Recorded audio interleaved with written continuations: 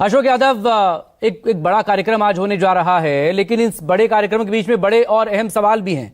तो क्या इस कार्यक्रम के चलते या प्रतीकों के पीछे कहीं वो सवाल दब न जाएं? आपकी नाराजगी इस बात से लेकर है या फिर इस पूरे आयोजन को लेकर ही आपकी नाराजगी या सवाल है? नहीं, नाराजगी का बात नहीं है मकसूद भाई। सवाल यह है कि भारतीय जनता पार्टी समय समय पर राजनीति को अपने साधने के लिए महापुरुषों के नाम का इस्तेमाल करती है। ये सिंबॉलिक पॉलिटिक्स का एक पार्ट इनका है। कभी नेहरू जी की गालियां देंगे, कभी पटेल जी की मूर्ति स्थापित करके उनके पीछे छुपने का काम करेंगे, कभी देखिए इस तरह की चीजें ये लोग लगातार करते रहते हैं। और लेकिन अगर प्रेरणा की बात किया जाए, आपने कहा आदर्श और मूल्य, उनसे कोई आदर्श मूल्य लोग हासिल नहीं करते हैं। अभी पटेल जी की बात अगर किया जाए तो पटेल साहब की मूर्ति लगाया इन्होंने गुजरात में, अच्छी बात है, लेकिन पटेल साहब आजीवन अखंड भारत का सपना देखते रहे, अखंडता की बात करते रहे। वहीं भाजपा क्या करती है? खंड खंड भारत की बात करती है, जाति धर्म के नाम पर देश की विचारधारा को खंड खंड करती है। अभी दूसरी बात अगर कर लिया जाए, यहां पर भगवान राम की बात कर लिया जाए, भगवान राम के नाम पर मंदिर बनाए, अच्छी बात है, सुप्रीम कोर्ट ने बनवा दिया। लेकिन भगवान राम ने सबरी के जूठे बेर क्यों खाए थे?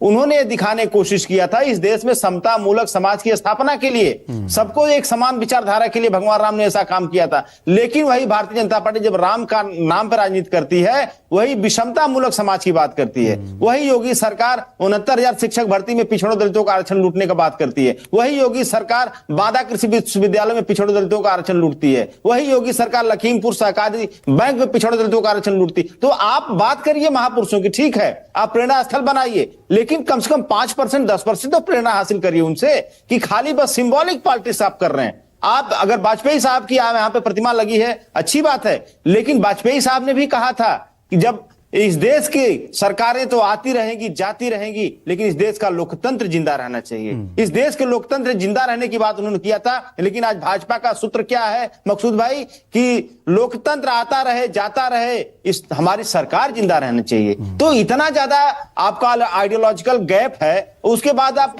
पटेल जी की और इनकी नेहरू जी की, उनकी जो है दीनदयाल जी की और सबकी मूर्ति लगा रहे हो और उसका नाम बता रहे हो कि प्रेरणा स्थल है। प्रेरणा स्थल की बात नहीं है। सवाल है कि अभी कल नेहरू जी की मूर्ति नहीं, सुनिए पहले जानकारी तो कर लीजिए। नहीं मैं जानकारी देखिए, श्यामा प्रसाद, अरे भाई बिना पढ़े लिखे बैठ जाते हैं, नींद में है अभी।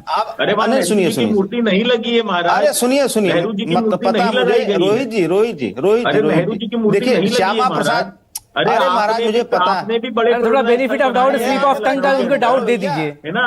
जगदीश्वर पार्क आपने भी बनाया है। श्यामा प्रसाद मुखर्जी कहा था कि चलो अच्छा है, अच्छी मॉर्निंग। अरे सुनो यार, बीच में मैं तुम्हारे नहीं बोला भैया, आपने भी बनाया है, बीच में मैं नहीं बोला, सवाल नहीं उठाया था। मकसूद भाई चुप कराइए। रोहित भाई प्लीज उनको कंप्लीट कर लेने दें प्लीज। बनाया था, क्या बदतमीजी है रोहित अग्रवाल जी, एक सेकंड। रोहित अग्रवाल तुम्हारी अशोक यादव जी प्लीज कंप्लीट करें। अशोक जी कंप्लीट करें। रोहित भाई प्लीज कॉपरेट। देखिए अभी मेरी बात पुष्पेंद्र जी से मेरी बात ही नहीं हो पाई है। रोहित अग्रवाल तुम्हारा मिसबिहेव बहुत गलत है। ये क्या तरीका है, तुम बीच में बोलते हो दूसरों के? ना आराम से, बहुत आराम से, परंतु इस जमीन के ऊपर बहुत आराम। ऐसे वैसे प्लीज एक दूसरे से ऐसे दूर में मत करिए प्लीज मकसूद भाई, इसकी आवाज मत करिए प्लीज, मत करिए प्लीज। नहीं, आवाज किसी की बंद नहीं करने की आदत है नहीं यहाँ पर, लेकिन आप एक दूसरे को थोड़ा सा टाइम स्पेस देना प्लीज। क्या तरीका इसका भाई, पहले समझने की कोशिश करिए। अरे चुप रहो भैया, ग्रीन कॉरिडोर जो कि लखनऊ के दो ऐसे एक दूसरे को मत बोलिए। समाजवादी क्या तरीका है? तू तड़ाक मत करिए प्लीज।